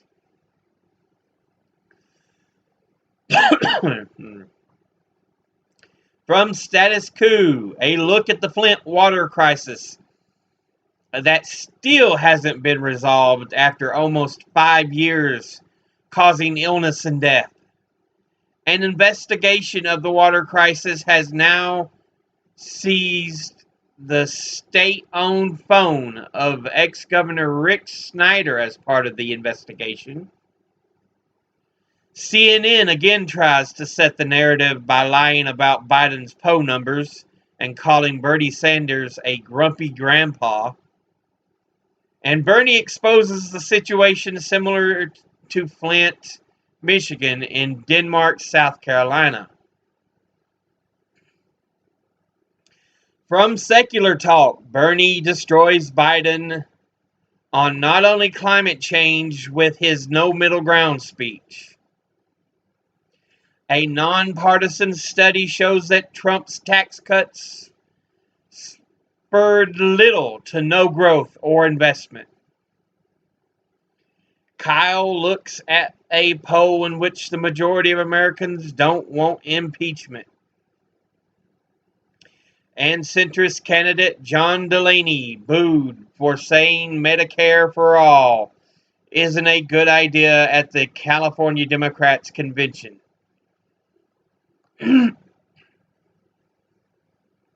From the Rational National, Bernie says he only feels responsible that he didn't win the nomination because he would have defeated Trump. Conservative politician Andrew Scheer squirms as a comedian poses uncomfortable comments and questions. From Dateline PBS, a look at the riots of Tiananmen Square and the stand of one man against the tanks in the square after the riots. From Democracy Now!, more deaths of migrants while in Customs and Border Enforcement custody. A Trump-appointed judge blocked Democrats' move to block announcing a national emergency to build his wall. Londoners protest Trump as he is out meeting Theresa May. The death toll in Sudan in a raid rose to 35. A car bomb in Syria killed at least 14. The House passed a $19 billion disaster relief bill. Jared Kushner backed Trump in an Axios interview. The Supreme Court turned down a request from the Justice Department to expedite reviewing a challenge to do away with DACA. And multiple antitrust probes being performed on the tech industry. William Barr and Wilbur Ross are to be held in contempt for failing to appear for an investigation of a citizen question on the census. A Canadian inquiry shows the murder and disappearance of Indigenous women and girls equate to genocide. And a look at the Democrat divide between progressives and the establishment. From the Humanist Report, Alexandria Ocasio-Cortez crushes John Delaney for trying to say Medicare for all is bad policy and promptly getting booed. AOC then suggests that he should drop out and sashay away. Mike talks about how he felt Bernie Sanders really stole the show at the California Democrats convention. Vice News. From Vice News. Female genital mutilation survivors in the U.S. fight back. From Tim Black TV, a look at a viral microphone moment with Kamala Harris at a Move On event. Tulsi Gabbard exposes the fake news narrative set forth by a Fox News host. And Kirsten Gillibrand shows up on a Fox News town hall. From the MCSC network, Ben of Ben and Jerry's cheers for Bernie Sanders. From C-SPAN, Senate Majority Leader Mitch McConnell on Trump's tariff threats against Mexico. Plus a clip of Representative Rashida Tlaib getting emotional when questioning about domestic terrorism. And from The Intercept, a look at the persecution of Julian Assange and its ramifications on the First Amendment. Again, I don't feel he's necessarily a journalist, but I do feel he's a whistleblower and is entitled to whistleblower protections. But our country recently has wanted to stamp out all whistleblowers, journalists, everything.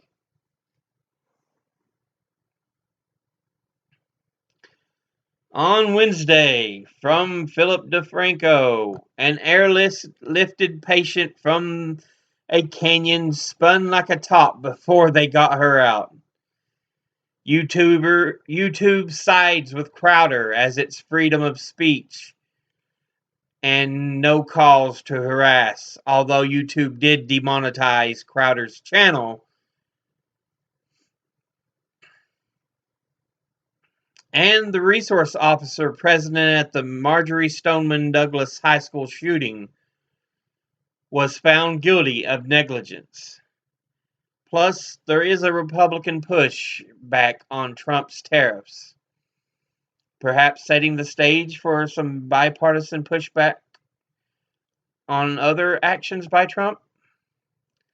From Status Quo, a look at how the fight for California's Democratic Party equates to the national fight.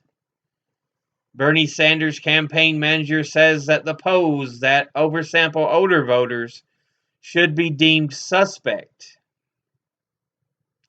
And a man with depression kills himself after his insurance cancels his policy over $20. And Jordan personally snaps on the for-profit insurance system.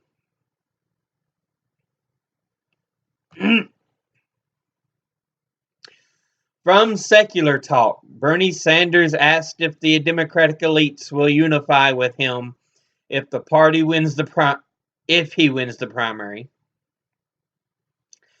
Kyle refused the video of John Hickenlooper getting booed. An awkward pro-McCain, anti-Trump protest forces Fox News segment off the rails. Iran still following the nuclear agreement despite U.S. aggression and belligerence. And televangelist can't fully defend his purchase of a private jet when confronted in an interview of the purchase.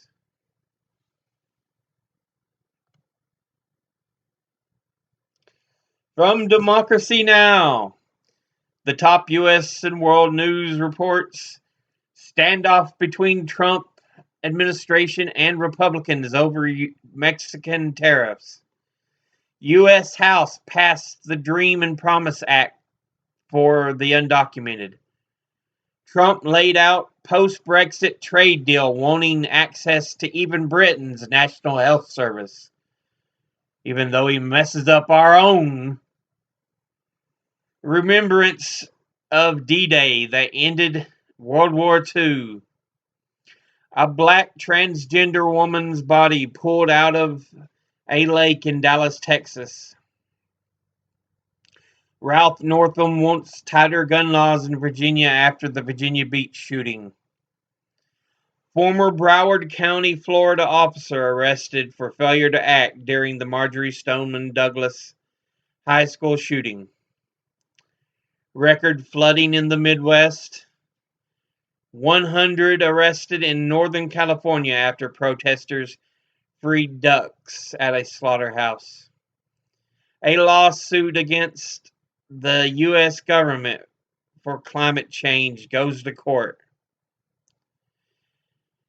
A report on 75,000 marching on protest during Trump's visit, but Trump crying, "Fake news," saying he didn't see the protests.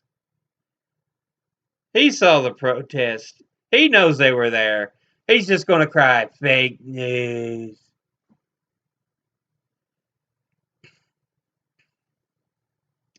The clash between the Trump administration and Republicans over the Mexican tariffs to prompt an attempt to cry out that there is an immigration crisis to be stemmed.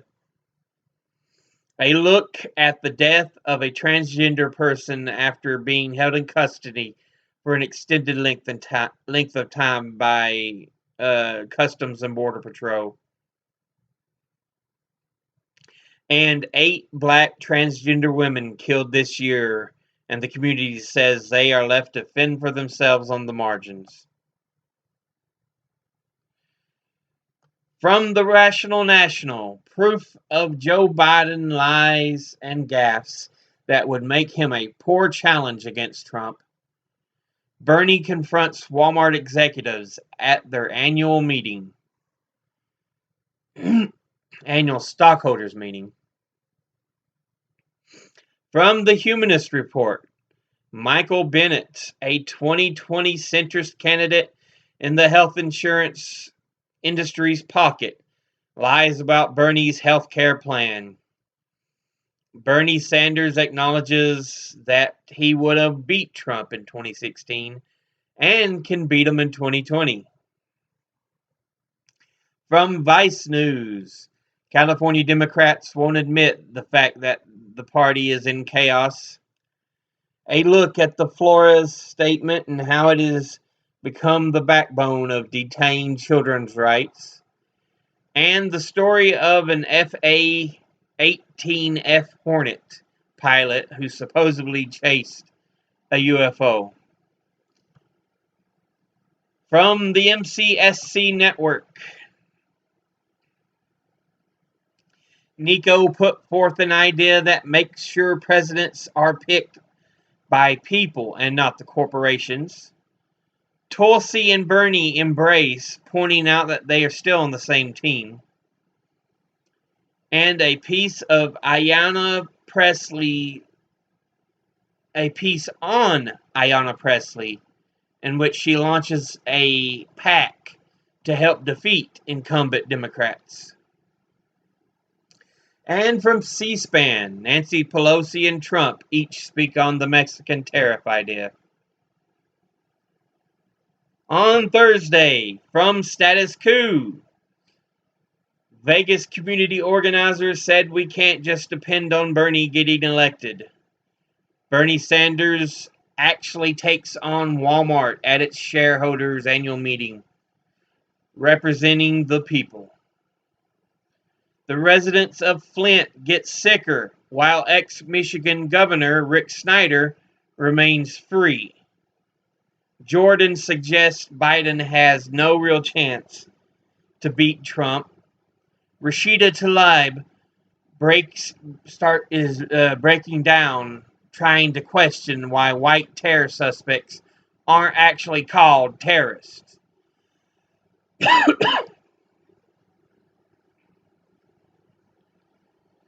From Secular Talk, Donald Trump welcomed to the UK with a giant phallus mowed into the lawn.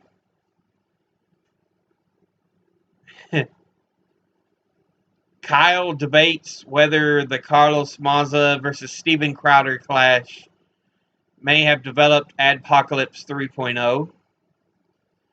Bernie crashed the Walmart stockholders meeting and put pressure on them to raise the wages of their employees. And Biden embracing rich and corporate donors. What do people see in him? I'll never know. From Philip DeFranco, Miley Cyrus got a lot of reaction for posting a pic of her licking a cake saying abortion is healthcare. Actual fake news spread around the world that a 17-year-old was euthanized. Sudan is under crisis as protesters have clashed with security forces, leading to deaths as there is a desire for a civilian government. From Democracy Now!, the U.S. and World News reports Trump's tariff war with Mexico looks one step closer. 2 migrant rights activists are arrested. France's President Macron welcomed Trump to France to remember D-Day. Trump once again denied climate change while in the UK. Saudi Arabia expanded its missile program with China's help. Crisis in Sudan continues. Australia there's an Australian attack on journalism. African swine fever is spreading in China. YouTube striking down white supremacy pages. Joe Biden angered much of his support when he came out that he still supports the Hyde Amendment. Bernie Sanders introduced a resolution at the Walmart stockholders meeting to help employees, but it was quickly dismissed. Trump cracks down on travel to Cuba, even for the educational and cultural trips. Protesters continue to call for civilian governance, even as the military have killed over 100 at a sit-in. And a look at animal rights activists facing prison time for freeing duck and piglets from factory farms. From the Rational National, Bernie Sanders reveals how he would get his bills passed as president. Ontario Premier Doug Ford taking a 5-month vacation to skip elections and not hurt Andrew Scheer's chance to get elected. From the Humanist Report, Mike interviews Ron Placone on net neutrality. And Mike also talks about how Trump's tax cuts benefited only the rich. From Vice News, candidate Seth Moulton talks about his PTSD. And a huge part of aid money promised to Puerto Rico is still in limbo. From Tim Black TV, Bernie Sanders takes a stand and fights for Walmart workers.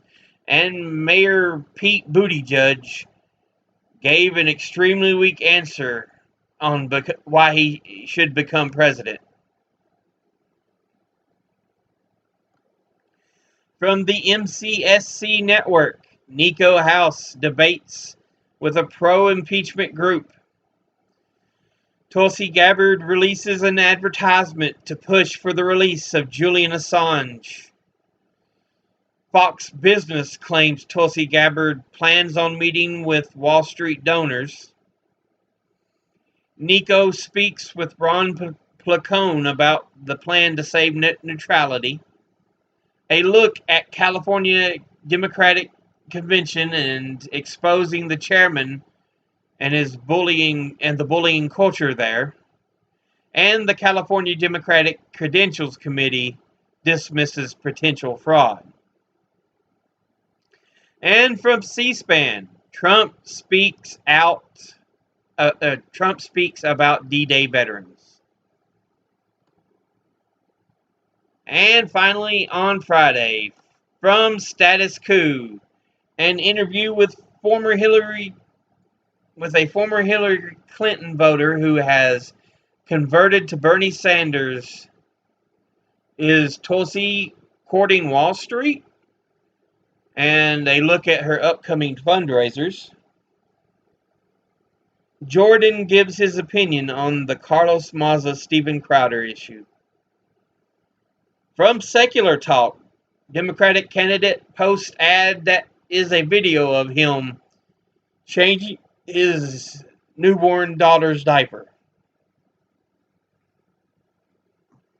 The The DNC bans Democratic candidate from doing a climate change debate. And working people turn on Trump at an Elizabeth Warren town hall. Plus, Dems actually sink to committees on Trump's mental health. From Philip DeFranco, a look at interactive television and why it may be the future of television. From Democracy Now!, Mexico promises to send troops to the Guatemala border to slow down migrant flow as part of the deal to avoid tariffs. Jerry Nadler pushing for impeachment proceedings. Steven Mnuchin refuses to turn over Trump's tax records, making him one of the only presidents in the last few decades to not turn over his tax returns. A new study finds climate change could cause thousands of heat-related deaths, if not curbed. Even though this is a fact, the DNC told Jay Inslee he could not hold a debate on climate change. The SEIU labor union becomes the first union to support the Green New Deal. Trump wants to classify high-yield nuclear waste as low risk to dispose of it. Biden changes his support for the Hyde Amendment after an uproar. A New York investigation wrapped up on the officer who put Eric Garner in a chokehold, causing Garner's death. And New Orleans jazz legend Dr. John has passed away.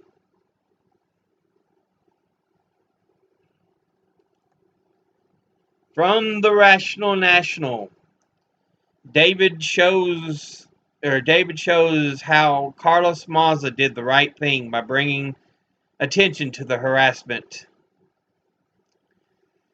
The Koch brothers are now backing corporate Democrats now that the progressive charge is in full growth.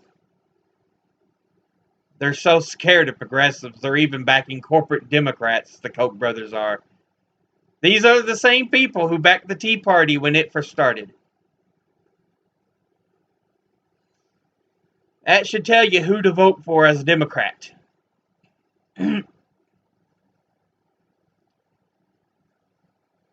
Hell, as an independent, it should tell you who to vote for. Probably even as a Republican, it should tell you who to vote for.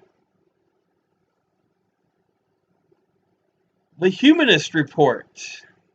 From the Humanist Report. Bernie Sanders crashes in on the Walmart stockholders meeting, fights for the people, and calls out the CEO's utter greed. Bernie warns the Democratic Party about Joe Biden's lack of electability. And Biden supported the Hyde Agreement, which blocked federal funds for abortions, but after the uproar, he changed his mind. And Mike gives his opinion on the Carlos Maza, Steven Crowder YouTube debacle. From Vice News, World War II vets talk about D-Day and what it was actually like. From Tim Black TV, an interview with Aiden Cook, who walked on stage at the Move On event. He didn't rush her and asked Kamala Harris for the microphone.